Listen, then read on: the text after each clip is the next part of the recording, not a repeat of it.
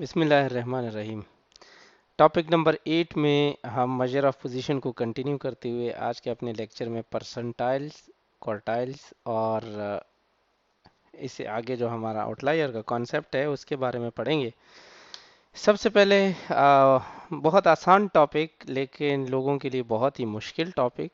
आमतौर पे स्टूडेंट्स इस टॉपिक में बहुत कंफ्यूज हो जाते हैं और उनको समझ नहीं आती कि इसका मतलब क्या है। तो अक्सर वो कंफ्यूज हो जाते हैं कि परसेंटाइल क्या है और फिर क्वार्टाइल क्या है और इसके साथ फिर इंटर क्वार्टाइल रेंज हो गई या फिर जो है आउटलायर।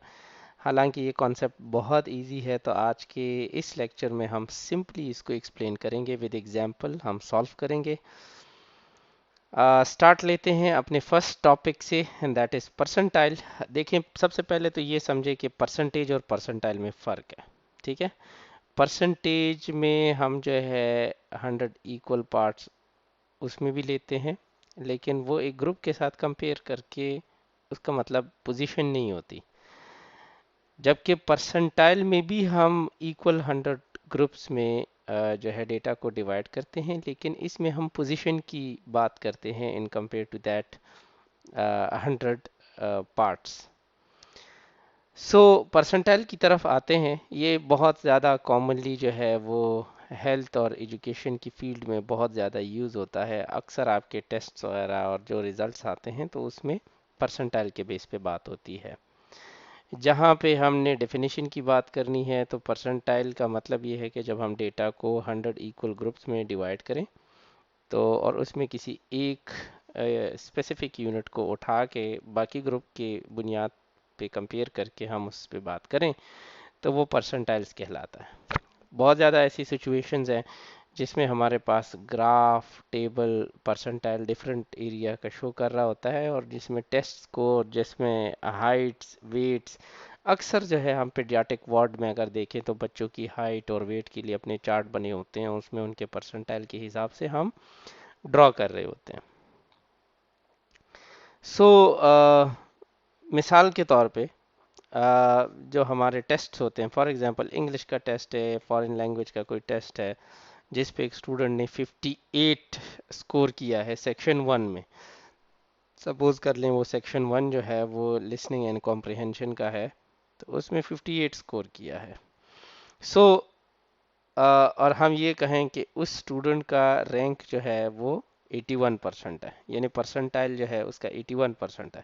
तो इसका मतलब ये है कि वो स्टूडेंट जो है उसने 81%, बाकी जो स्टूडेंट उस टेस्ट में जो फर्स्ट सेक्शन एग्ज़ाम में इस सेक्शन में अपीयर हुए थे उनमें 81% स्टूडेंट से बेहतर उसने परफॉर्म किया है।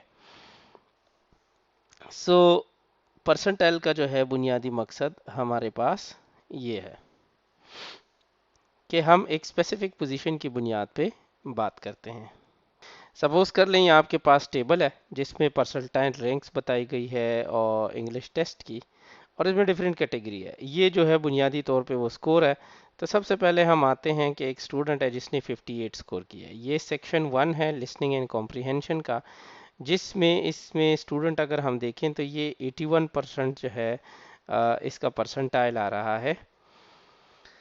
और क्योंकि इसमें टॉप स्कोर जो है जो लिया गया है वो 68 है, तो इस स्टूडेंट का 58 है, तो 68% 99 परसेंटाइल पे आ रहा है। जबकि ये स्कोर जो है हमारे पास ये 58 वाला, तो ये हमारे पास जो है वो परसेंटाइल में उसमें आ रहा है।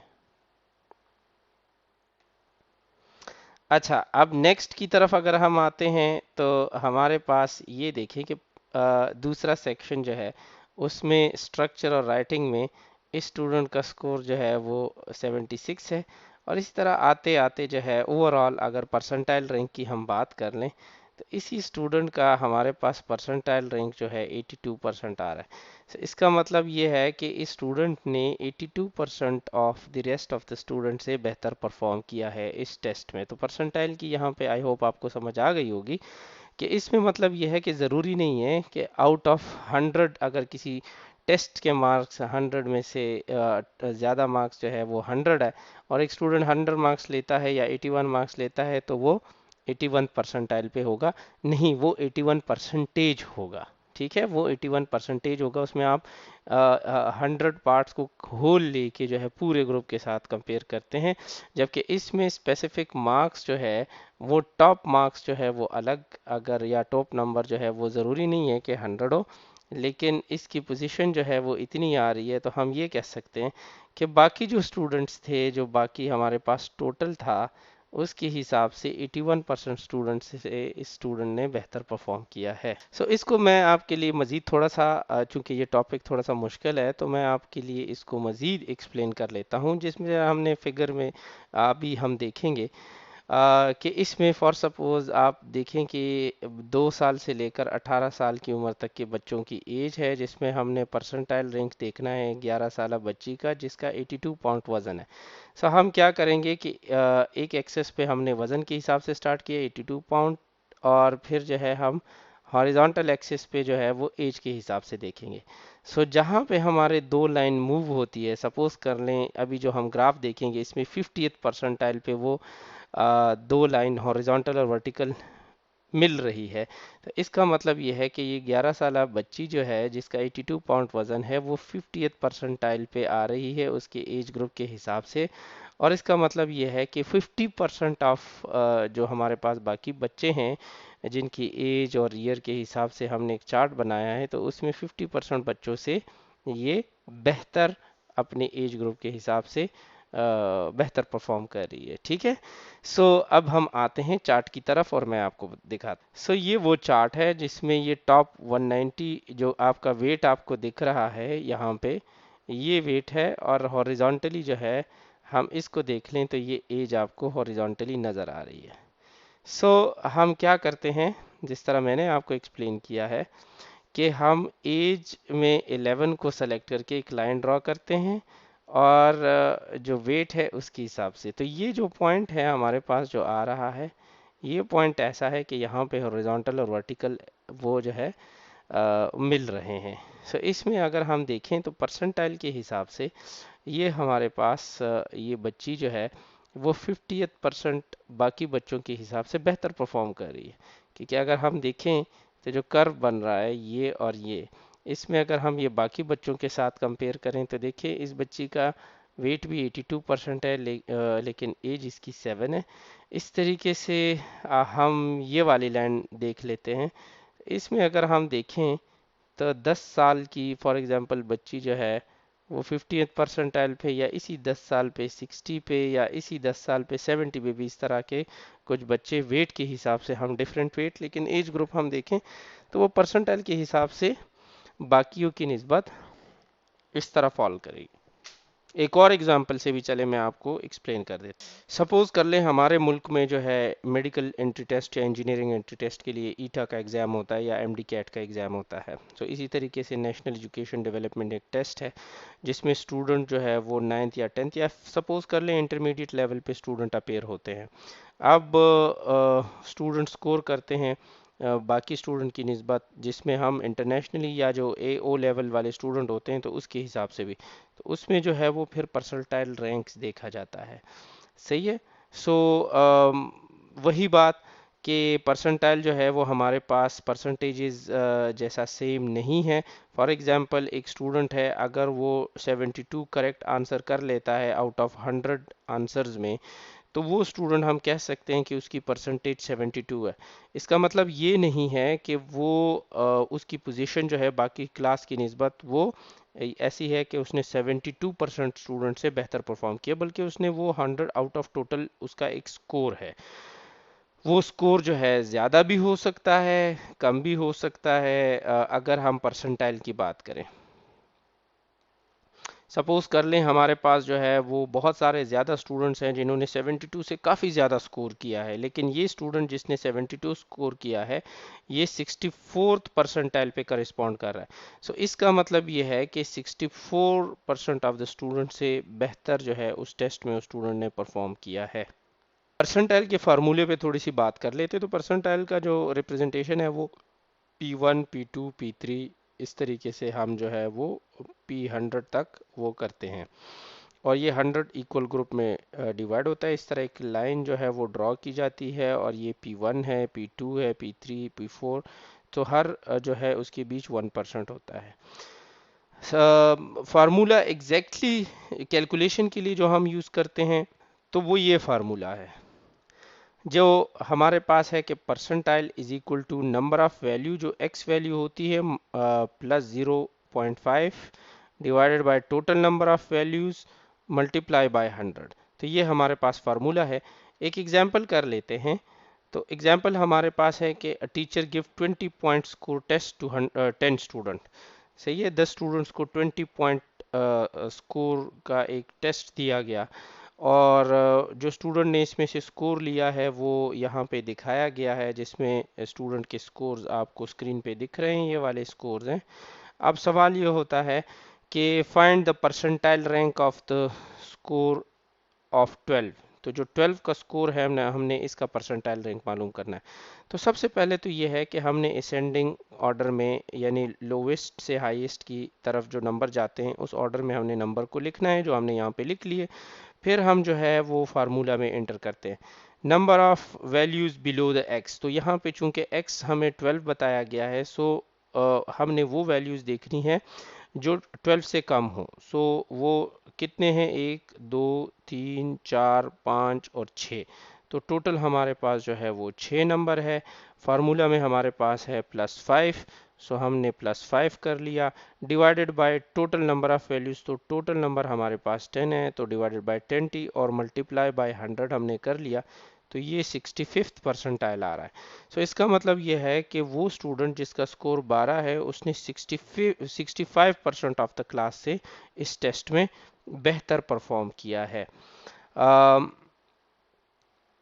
एक दूसरा एग्जाम्पल भी हम कर लेते हैं इसी उसके हिसाब से, एग्जाम्पल के हिसाब से, जिसमें है कि परसेंटाइल रैंक हमने मालूम करना है स्कोर 6 का। ठीक है, सो हमने देखना है कि 6 से कम कितने हैं। तो वह हमने जब वहाँ काउंट कर लिया हो तो वो 3 है, उसी फार्मूला में हमने एंटर किया तो 35th परसेंटाइल। तो इसका मतलब यह है कि वो स्टूडेंट जिसने 6 स्कोर लिया है उसने 35% ऑफ द क्लास से बेहतर परफॉर्म किया है। अगर एक तीसरी एग्जाम्पल भी हम देख लें तो वो भी हम कर सकते हैं कि यहाँ है यूजिंग द स्कोर, यही हमने 25th परसेंटाइल से। तो आप इस फार्मूला में इंटर करके वो आप कर सकते हैं। ठीक है, अब आते हैं अपने नेक्स्ट कॉन्सेप्ट की तरफ जो कि हमारे पास है क्वार्टाइल एंड डेसाइल्स का। देखिए, क्वार्टाइल का मतलब ये है कि जो भी हमारे पास एक डेटा है, फॉर एग्जांपल उसके अगर हम 4 पार्ट्स इक्वली डिवाइड करें तो हर पार्ट हमारे पास क्वार्टर कहलाता है। सो क्वार्टाइल में हमारे पास जो है वो हम सेपरेट करते हैं डेटा को डिफरेंट पार्ट्स में, Q1 Q2 Q3 and Q4 से। सो आप याद रखें कि हर क्वार्टर जो है वो 25% या 25th परसेंटाइल के बराबर होता है। सो Q1 25th परसेंटाइल होगा, Q2 50 परसेंटाइल होगा और Q3 जो है हमारे पास 75th परसेंटाइल होगा, जो यहाँ पे आपको दिख रहा है। सो क्वार्टाइल में हम जो है बेसिकली डेटा को क्वार्टर्स में वो करते हैं, कैटेगराइज करते हैं। इसका प्रोसीजर इस तरह का, अगर कोई क्वेश्चन आता है कि क्वार्टाइल मालूम करना है तो इसका हमारे पास अगर प्रोसीजर है तो उसके कुछ स्टेप्स हैं। पहले वही डेटा को अरेंज करना है, फिर हमने मीडियन तमाम डेटा के पूरे मीडियन मालूम करने हैं ताकि हमें 50% जो है वो, आपको पता है मीडियन जो है मिडिल नंबर होता है। तो Q2 के लिए जो हम मीडियन मालूम करते हैं, पहले वो मालूम कर लेते हैं। फिर हम मीडियन मालूम करते हैं उन नंबर्स का जो कि Q2 से कम हो, मतलब 50% से कम जो है हमारे पास, 50 परसेंटाइल से कम हमारे पास वो जो आ रहे हैं, उन नंबर का मीडियन मालूम करना है। फिर स्टेप 4 में वो जो स्टेप 3 वाला है, जब हमने 50% से कम वाला मालूम कर लिया तो वो हमारे पास Q1 के लिए वो वैल्यू होगी। और स्टेप 4 में हमारे पास हमने मीडियन वैल्यू मालूम करनी है उन वैल्यूज़ की जो कि Q2 यानी 50 परसेंटाइल से ज़्यादा हो रहा है, तो वो हमारे पास Q3 के लिए वैल्यूज़ होगी। प्रैक्टिकल एग्जांपल कर लेते हैं तो आपके लिए बहुत आसान होगा। ये एक एग्जांपल है जिसमें लिखा है कि Q1 Q2 एंड Q3 मालूम करना है इस डेटा का। डेटा हमारे पास दिया गया है, ये आपको डेटा नज़र आ रहा है। तो सबसे पहले हमने इसको एक ऑर्डर में अरेंज करना है, असेंडिंग ऑर्डर में अरेंज कर लिया।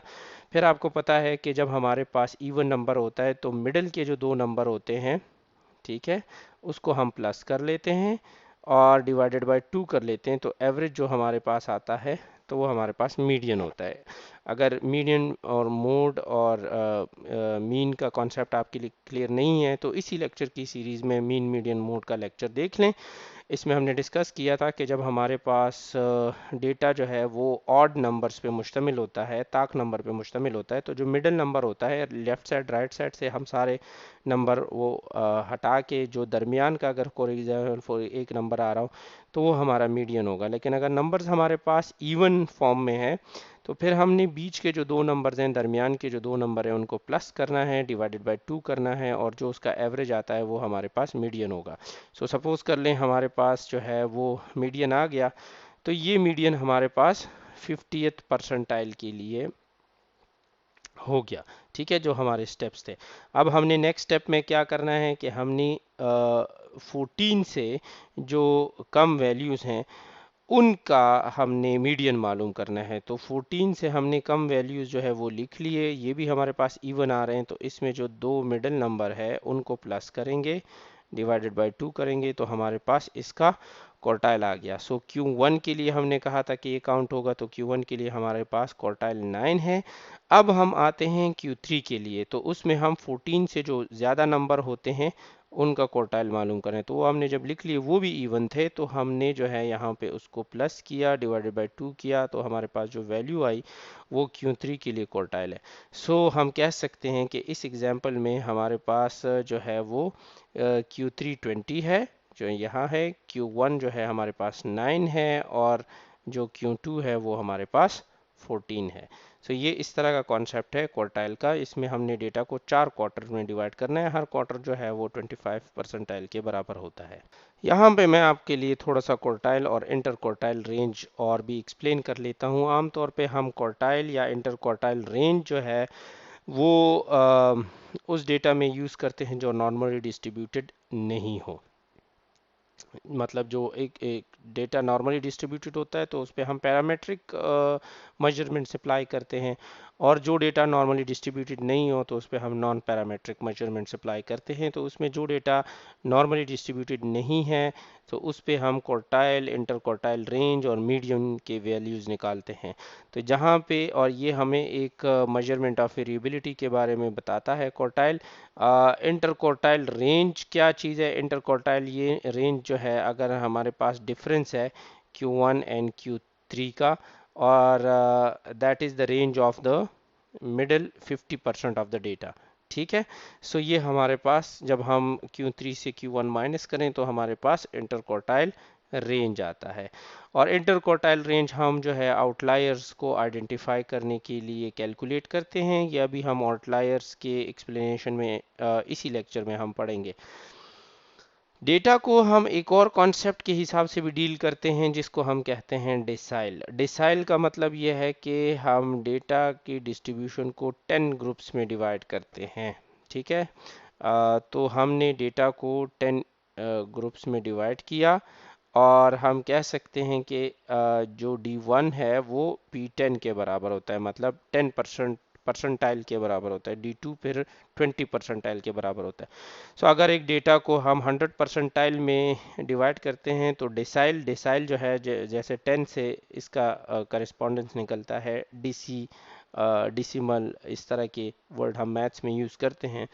तो डेसाइल जो है वो 10 का एक रिप्रेजेंटेशन नंबर शो कर रहा होता है। तो जो परसेंटेज है फॉर एग्जांपल, तो 10% जो है वो 10 डेसाइल या 10 परसेंटाइल जो है वो 10 डेसाइल के करस्पॉन्डेंस के हिसाब से आता है।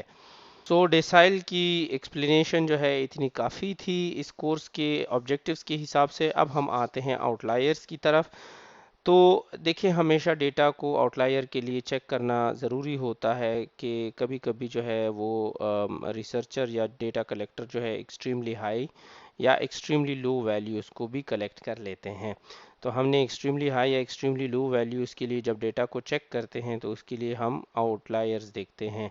वो आउटलायर्स हमें एक्सट्रीमली हाई या एक्सट्रीमली लो वैल्यूज़ के बारे में बताते हैं और वो उसकी कंपैरिजन वो बाकी डेटा के हिसाब से करते हैं। ये इम्पॉर्टेंट इसलिए है कि आउटलायर जो है हमारे मीन और स्टैंडर्ड डिविएशन की वैल्यूज़ पे बहुत ज़्यादा इफ़ेक्ट करते हैं, और अगर किसी डेटा में हमारे मीन और स्टैंडर्ड डिविएशन की वैल्यूज़ इफ़ेक्ट हो गई तो हमारे रिसर्च के रिकॉर्ड जो है वो इन एक्सट्रीम वैल्यूज़ की वजह से गलती शो करेंगे, मतलब एरर शो करेंगे और मिस्टेकनली रिपोर्ट होंगे। सो इसको अवॉइड करने के लिए फिर हम जो है स्टेटिस्टिक्स में आउटलायर्स को देखते हैं, और इसके देखने के बहुत सारे तरीके हैं। यहाँ पे हम एक सिंपल तरीका जो है वो आपको बताएंगे। इस टेबल में आउटलायर चेक करने का बहुत सिंपल तरीका बताया गया है। सबसे पहला तरीका इसका ये है कि डेटा को हमने जो है वो ऑर्डर में वो एक बताना है, और फिर उसमें हम जो है वो क्वार्टाइल का जो मेथड है तो वो अप्लाई करना है, ताकि हम Q1 और Q3 मालूम कर लें। फिर हम जो है इंटर क्वार्टाइल रेंज देखते हैं, और इंटर क्वार्टाइल रेंज मैंने जैसे आपको बताया कि the difference between Q1 and Q3, so Q3 minus Q1 is equal to interquartile range, और फिर इसको हम मल्टीप्लाई करते हैं 1.5 से, और फिर हम क्या करते हैं कि जो वैल्यू हमारे पास आती है स्टेप 3 में, तो हम जो है Q1 से उसको जो है वो माइनस करते हैं, और Q3 के साथ इसको प्लस करते हैं, और फिर डेटा को जो है वो देखते हैं कि अगर कोई वैल्यू Q1 से, जब हमने 1.5 माइनस वो जो वैल्यू हमारे पास आई माइनस किया, अगर वो Q1 से कम आई या Q3 से ज़्यादा आई, तो वो वैल्यू हमारे पास आउटलायर के तौर पे काउंट होगी। इसकी एग्जांपल चेक कर लेते हैं। ये डेटा है कि फॉलोइंग डेटा सेट हम जो है आउटलायर के लिए चेक करें। तो सपोज़ कर लें ये डेटा है। सबसे पहले हमने वही स्टेप फॉलो करने हैं कि हमने जैसे क्वार्टाइल मालूम की Q1, Q2 एंड Q3, तो हमने डेटा को असेंडिंग ऑर्डर में रखना है। फिर उसके लिए हमने Q2 के लिए मीडियन मालूम करना है पूरे डेटा का, ठीक है। फिर वो जब मालूम कर लिया तो उसमें जो नंबर आया, जैसे उसमें 14 आया था, तो फिर 14 से कम जो हमारे पास है उनका Q1 के लिए हमने मीडियन मालूम कर लिया। फिर 14 से ऊपर के जो नंबर है उसमें हमने Q3 के लिए मालूम कर लिया। सो वो वैल्यूज़ जो पिछले एग्जांपल में हमने क्वार्टाइल में जो एग्जांपल वो सॉल्व की थी, उसी के वैल्यूज़ को हम जो है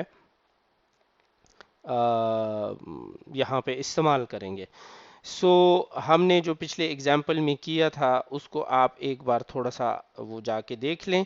अब स्टेप 2 की तरफ आते हैं। स्टेप 2 में जैसे हमने मालूम करना है इंटर क्वार्टाइल रेंज, तो हम Q3 से Q1 माइनस करेंगे, तो वहाँ पे हमारे पास Q3 जो है वो 20 आया था, और Q1 हमारे पास 9 आया था। तो जब हमने 20 से 9 माइनस किया तो हमारे पास 11 आया, और ये 11 हमारे पास इंटर क्वार्टाइल रेंज है। अब इस 11 को हम मल्टीप्लाई करते हैं 1.5 से, तो हमारे पास वैल्यू आती है 16.5। 16.5 हमारे पास इंटर क्वार्टाइल रेंज के साथ हमने वो देख लिया।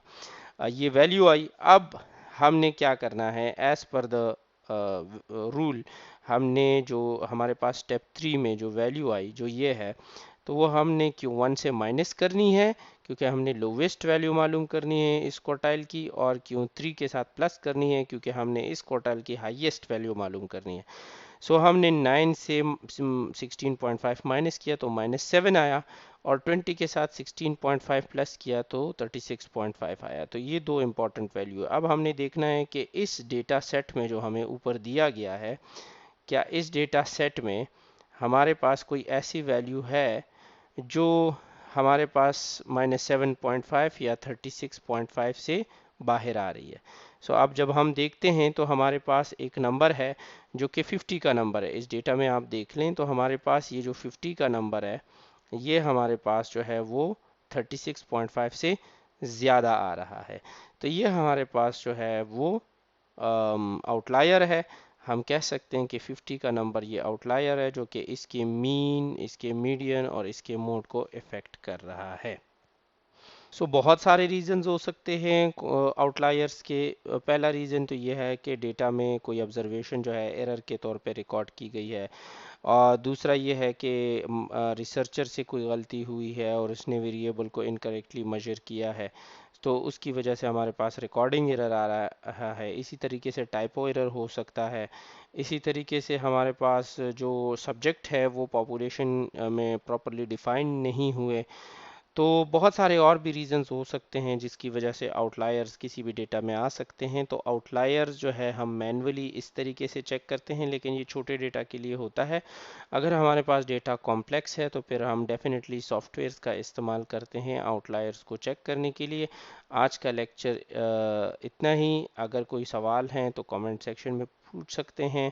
और किसी भी आपके दोस्त को अगर बायोस्टैटिस्टिक्स में कोई भी इस तरह की परेशानी हो समझने के लिए, तो आप हमारे लेक्चर उनको रिकमेंड कर सकते हैं। See you in the next lecture. Take care and अल्लाह हाफिज़।